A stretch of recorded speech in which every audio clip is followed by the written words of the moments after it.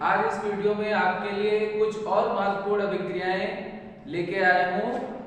उनमें से ये है पहली अभिक्रिया कार्बिल एमीन अभिक्रिया, जो बोर्ड एग्जाम की दृष्टि से बहुत ही इंपॉर्टेंट अभिक्रिया होती है। आज हम इसके विषय में आपको बताने वाले हैं। और दूसरी अभिक्रिया होगी हमारी सेंट मायर अभिक्रिया। तीसरी अभिक्रिया होगी वुड्स अभिक्रिया, वुड्स रिएक्शन। और चौथी अभिक्रिया होगी फ्रीडल क्राफ्ट अभिक्रिया, जो एक बहुत ही महत्वपूर्ण अभिक्रिया होती है। और पांचवी और अंतिम अभिक्रिया होगी रिटार्ड अभिक्रिया। देखते हैं कार्बिल एमीन अभिक्रिया के विषय में। तो इसमें प्राइमरी एमीन जो होता है अर्थात प्राथमिक एमीन जो होता है उसको क्लोरोफॉर्म और एल्कोहलिक KOH या NaOH के साथ जब गर्म किया जाता है तो कार्बिल एमीन बनता है, या इसे कहा जाता है आइसोसाइनाइड, जिसकी गंध बहुत ही अरुचिकर होती है अर्थात बहुत ही दुर्गंध युक्त पदार्थ बनता है, जिसको कहा जाता है एल्काइल आइसोसाइनाइड, या उसको बोला जाता है कार्बिल एमीन। तो देखेंगे प्राइमरी एमीन हम लेते हैं यहाँ पर RNH2 को क्लोरोफॉर्म अर्थात CH3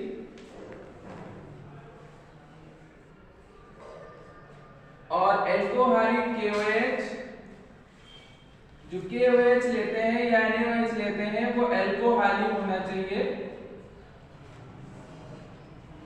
इनके साथ इनको गर्म करते हैं। तो सबसे पहले हम यहाँ पर देखते हैं K और Cl, जितने भी K हैं उतने ही Cl, ये KCl बन के पहले निकलेगा KCl। तो यहाँ पे हमें क्लोरीन दिख रहे हैं, कितने 3 क्लोरीन दिख रहे हैं, तो 3 के हम यहाँ पे यूज करेंगे अर्थात 3 KOH यहाँ पे यूज हो जाएगा। तो 3 टाइम KCl आपका बाहर हो जाएगा। जब 3 टाइम KCl बाहर हो जाएगा उसके बाद यहाँ पर 3 टाइम OH आ जाएंगे। इस तरह से आप समझ सकते हैं OH KOH KOH। तो 3 आपके K तीनों Cl के साथ 3 KCl बन के निकल गया। और यहाँ पर देखेंगे H कितने हैं कि H ये है और 2 H ये हैं, 3 H और 3 OH, ये मिलके 3 जल के अणु बाहर हो जाएंगे, 3H2O हो जाएगा। प्लस बाकी का देखो अब क्या बचा है R, इधर से N और यहां से C। तो ये आपस में जुड़ेंगे तो बनेगा RNC। इसको कहा जाता है एल्किल आइसोसाइनाइड, NC को कहा जाता है isocyanide, alkyl isocyanide.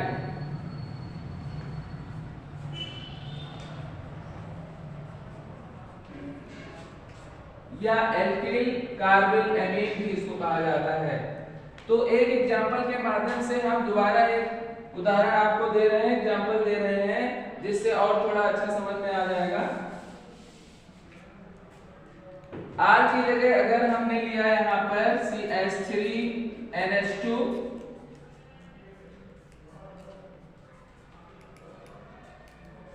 Plus chloroform, इसका नाम होगा, एक कार्बन वाला है तो मेथ में जोड़ेंगे मेथिल एमीन, और इसका नाम होता है क्लोरोफॉर्म।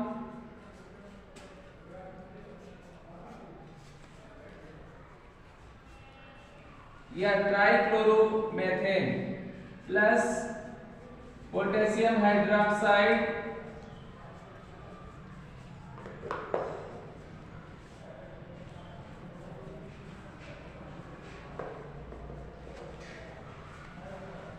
इनको लेके गर्म करते हैं। तो अभी हमने बताया कि K जितने भी इधर जितने Cl होते हैं उतने K जोड़ करके KCl बना के निकलेंगे।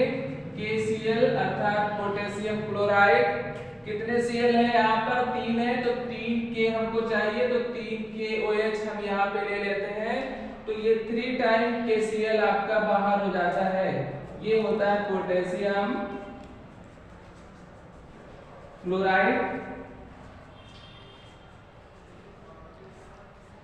उसके बाद 3 OH यहाँ से निकलेंगे और हमारे पास यहाँ 3 H होंगे, 2 H इसके, 1 H ये, मिला के 3 H और 3 OH मिला के 3 H2O बाहर होंगे, 3 H2O। बाकी का CH3 जैसे इसमें R था वैसे इसमें CH3 है, फिर N है, फिर C है, ये आपस में मिलके क्या बनाएंगे, CH3 and C। इसका नाम होगा, एक कार्बन वाला है तो मेथिल आइसोसाइनाइड।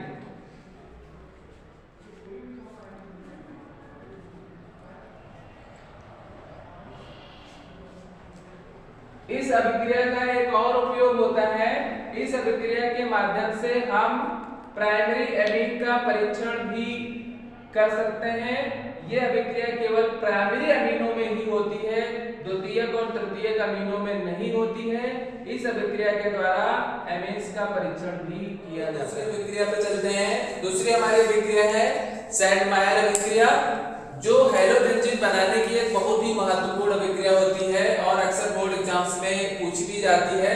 तो इस अभिक्रिया में होता क्या है, क्यूप्रस हैलाइड अर्थात CuX और उसी के संगत, मतलब जो भी आप यहाँ X लेंगे उसी के संगत का हाइड्रोजन अम्ल लेना होता है। अगर हमने यहाँ पर X की जगह पे Cl लिया है तो यहाँ पर भी X की जगह पे आप Cl लेंगे, अर्थात उसी के संगत का हाइड्रोजन अम्ल लेते हैं। उसकी उपस्थिति में बेंजीन डाई एजोनियम क्लोराइड, एक लवण होता है बेंजीन डाई एजोनियम क्लोराइड अर्थात C6H5N2Cl के साथ इन दोनों की अभिक्रिया कराने पर एजो समूह का, जो भी बेंजीन डाइएजोनियम क्लोराइड का एजो समूह होता है, जो नाइट्रोजन समूह एजो समूह होता है, ये हाइड्रोजन परमाणु के द्वारा प्रतिस्थापित हो जाता है या विस्थापित हो जाता है और हमें प्राप्त हो जाता है हेलोबेंजीन।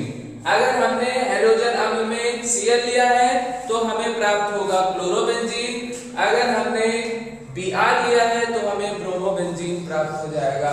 इसी प्रकार से अगर अगला हाइड्रोजन लेते हैं तो वो बेंजीन हमें प्राप्त हो जाएगी। तो हम देखते हैं सैंडमायर अभिक्रिया।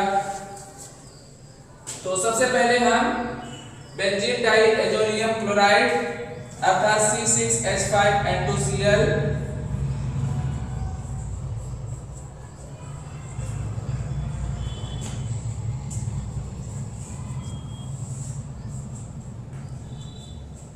क्यूप्रस हैलाइड CuX और उसी के संगत हाइड्रोजन अम्ल लेते हैं HX, गर्म करेंगे तो क्या होगा, इसका जो एजोनियम होता है वो हाइड्रोजन परमाणु के द्वारा प्रतिस्थापित हो जाता है, अर्थात ये जो हमारा क्लोरीन है ये जो भी हम अम्ल लेंगे उसके हाइड्रोजन के साथ प्रतिस्थापित हो जाएगा, अर्थात HCl हमें प्राप्त होगा। और जो भी एजो का यानी कि नाइट्रोजन होगा वो बाहर हो जाएगा, N2 बाहर हो जाएगा और जो हमने हाइड्रोजन अम्ल लिया है उसका हाइड्रोजन आगे यहाँ जुड़ जाता है, तो यहाँ पर बन जाएगा हमारा X और नीचे बेंजीन रिंग, इसको कहेंगे हेलोबेंजीन। जो भी हाइड्रोजन जुड़ा होगा, अगर क्लोरीन जुड़ा होगा तो क्लोरोबेंजीन, ब्रोमीन जुड़ा होगा तो ब्रोमोबेंजीन, आयोडीन जुड़ा होगा तो आयोडोबेंजीन। तो इस तरह से हम इसको कहेंगे हेलोबेंजीन।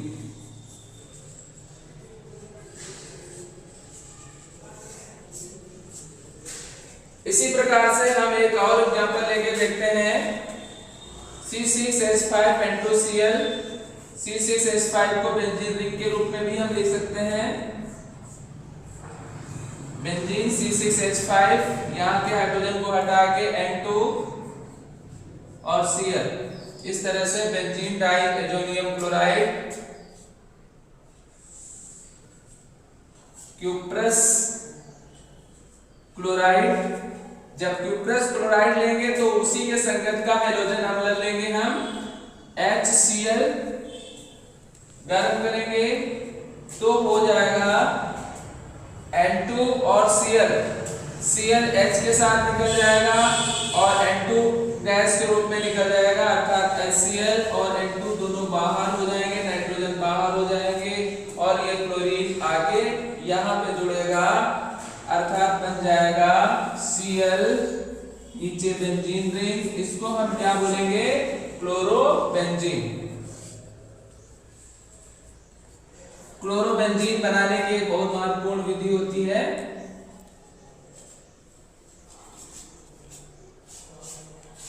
इसी प्रकार से अगर हम क्यूप्रस ब्रोमाइड लेते हैं, यदि हम क्यूप्रस ब्रोमाइड लेते हैं तो हम देखें क्या बनता है,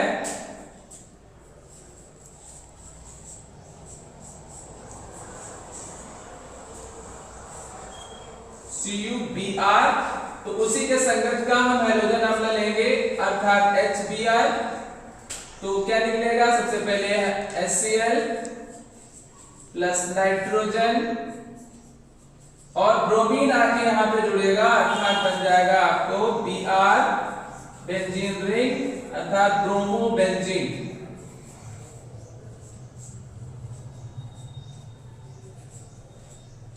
इस तरीके से सैंडमायर अभिक्रिया के द्वारा हम हेलोबेंजीन अर्थात क्लोरोबेंजीन और ब्रोमोबेंजीन बहुत आसानी से बना सकते हैं। अगली हम अभिक्रिया देखेंगे वो है उड्स अभिक्रिया।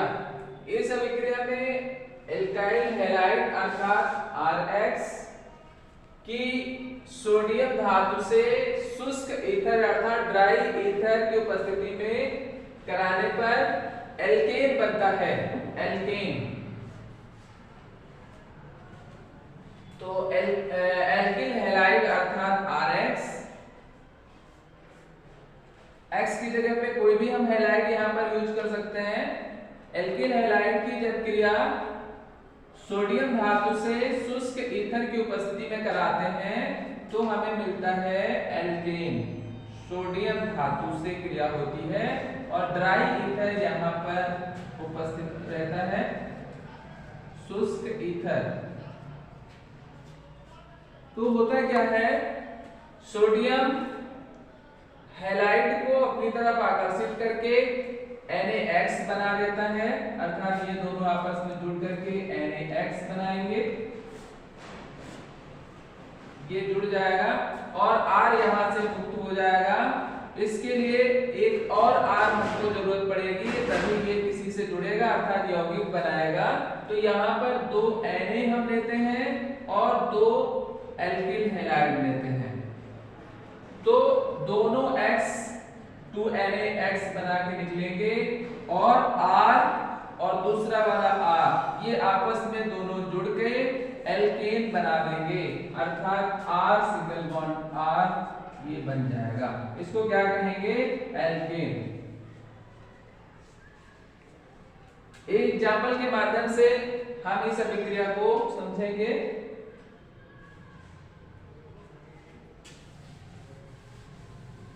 देखें, R की जगह अगर हमने CH3 लिया और X की जगह पे अगर हमने क्लोरीन लिया तो इसको बोलेंगे, एक कार्बन है तो मेथिल क्लोराइड, मेथिल क्लोराइड और सोडियम धातु शुष्क ईथर की उपस्थिति में क्रिया होगी। तो यहाँ पर मेथिल क्लोराइड की 2 अणु भाग लेंगी और सोडियम धातु की 2 Na 2 Cl, 2 NaCl अर्थात 2 NaCl निकलेगा यहाँ से और दोनों R अर्थात 2 CH3 आपस में जुड़ के बनाएंगे, कौन सा एल्केन बनाएंगे, CH3 एक कार्बन 2 कार्बन, दोनों कार्बन के बीच में सिंगल बॉन्ड अर्थात 2 कार्बन को हम बोलते हैं H, फिर बॉन्ड नेम एन, एथेन बन जाएगा। क्या बन जाएगा, एथेन। इसी प्रकार से और हम R सेम वाले ले सकते हैं, जैसे यहाँ पर हमने दूसरा एग्जांपल देखा, उसमें लिखा हुआ है C2H5, Cl की जगह पे अगर हमने ब्रोमीन लिया और उसकी क्रिया सोडियम धातु के साथ ईथर की उपस्थिति में कराई तो क्या होगा, ये Na और Br कितने, 2 बार 2Na और 2 एल्किल ब्रोमाइड, तो यहां पर निकल जाएंगे 2 टाइम NaBr और क्या बन के आएगा C2H5 C2H5 2 टाइम C2H5 और दूसरा वाला C2H5, क्या फॉर्मूला हो जाएगा, एक ही में जोड़ के लिखें, C2 हो गया C4H5 H10, क्या नाम हो जाएगा इसका, 4 कार्बन को क्या कहते हैं, ब्यूट, बॉन्ड नेम सब सिंगल बॉन्ड है, एल्केन है, एन वाला बनना है यानी कि सिंगल बॉन्ड वाला बनना है, तो ब्यूट एन इसका नाम हो जाएगा। इस तरह से एल्केन हम ऊर्ध्व अभिक्रिया के द्वारा बना सकते हैं, बहुत ही आसान अभिक्रिया है। एल्किल हैलाइड और सोडियम धातु की शुष्क ईथर की उपस्थिति में क्रिया कराने से एल्केन प्राप्त हो जाता है। अगली हम लोग अभिक्रिया देखने वाले हैं ट्रीडल-क्राफ्ट अभिक्रिया, जो काफी इंपॉर्टेंट अभिक्रिया रहती है क्योंकि ये 2 प्रकार के यौगिकों के साथ होती है। देखें, इसमें होता है कि निर्जल एल्यूमिनियम क्लोराइड ये उत्प्रेरक का काम करता है, अर्थात इसकी उपस्थिति में क्रिया होती है किसकी, बेंजीन की, हेलो एल्केन अर्थात RH और एसिड क्लोराइड अर्थात RCOX के साथ अभिक्रिया होती है। तो पहला हम देखेंगे हेलो एल्केन के साथ देखेंगे। पहला एल्कीकरण इसको कहते हैं, बेंजीन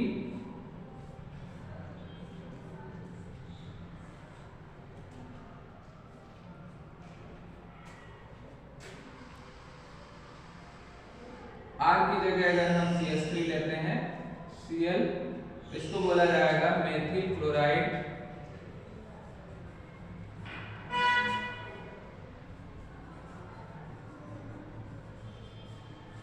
और ये है हमारा बेंजीन। उपस्थिति रहेगी एनहाइड्रस अर्थात निर्जल एल्यूमिनियम क्लोराइड AlCl3। इसकी उपस्थिति में जब मेथिल क्लोराइड बेंजीन से रिएक्शन करता है तो हम जानते हैं कि बेंजीन का स्ट्रक्चरल फॉर्मूला ये होता है, 6 कार्बन होते हैं उसमें और सभी आपस में जुड़े हुए होते हैं रिंग के रूप में, और यह एकांतर क्रम में द्विबंध होते हैं और सभी कार्बन के साथ एक हाइड्रोजन जुड़ा हुआ होता है, अर्थात इसका फॉर्मूला होता है C6H6। तो होता क्या है, बेंजीन का कोई एक हाइड्रोजन इस क्लोरीन के साथ निकल जाता है, अर्थात HCl बन के बाहर हो जाता है। उसके बाद ये CH3 जहां से भी हाइड्रोजन निकलता है उसकी जगह पे जाके जुड़ जाता है। तो यहाँ पर जब CH3 निकल के बेंजीन के ऊपर जुड़ेगा तो इसको हम कहेंगे मेथिल बेंजीन, या इसको कहा जाता है टॉलुइड।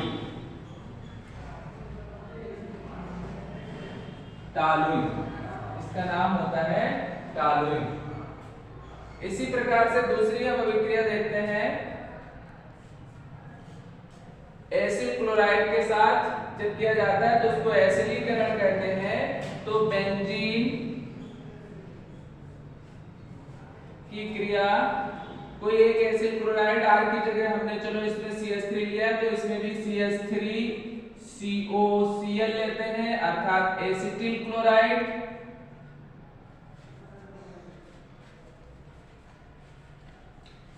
एसिटिल क्लोराइड के साथ जब बेंजीन की रिएक्शन होती है, निर्जल अर्थात एनहाइड्रस एल्यूमिनियम क्लोराइड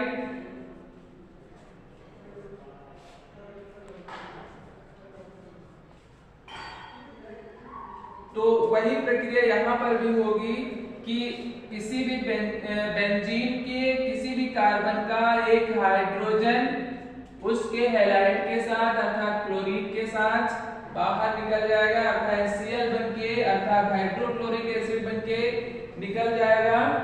और बाकी का जो भी यहाँ पर बचेगा ये बच रहा है CH3CO सिंगल बॉन्ड, ये आके जहां से बेंजीन से हाइड्रोजन निकलता है उसकी जगह पे जुड़ जाता है। तो कुछ इस तरीके से आएगा CO CH3 बेंजीन रिंग, इसको बोला जाता है एसीटोफिनोल।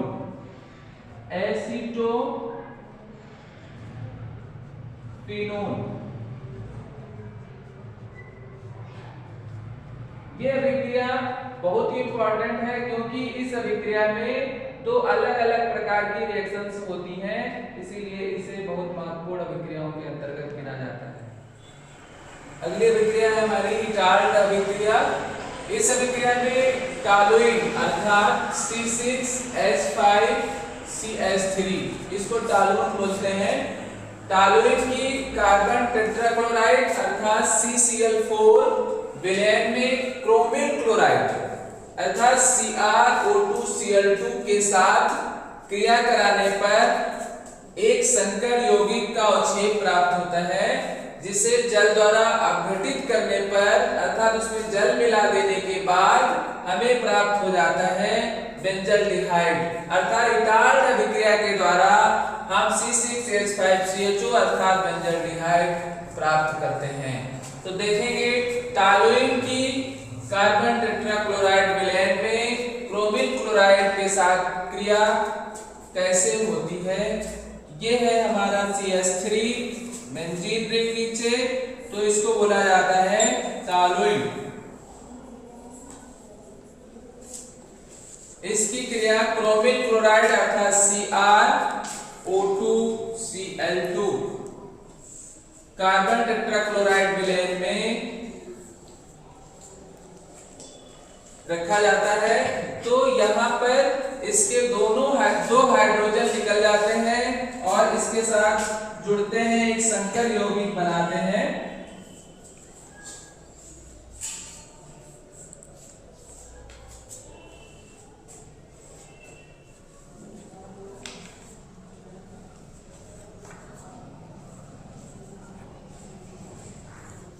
इस तरह का एक संकर यौगिक बनता है, अवक्षेप इसका प्राप्त होता है।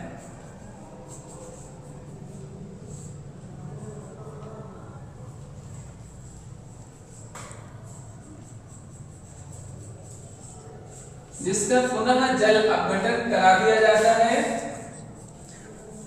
जल अपघटन जब करा लेते हैं तो ये पुनः हमें क्रोमिल क्लोराइड पुनः प्राप्त हो जाता है, यानी कि क्रोमिल क्लोराइड यहाँ से दोबारा निकल जाता है और ये हमें अर्थात बेंजल्डिहाइड CHO और बेंजीन अर्थात बेंजल्डिहाइड हमें प्राप्त हो जाता है।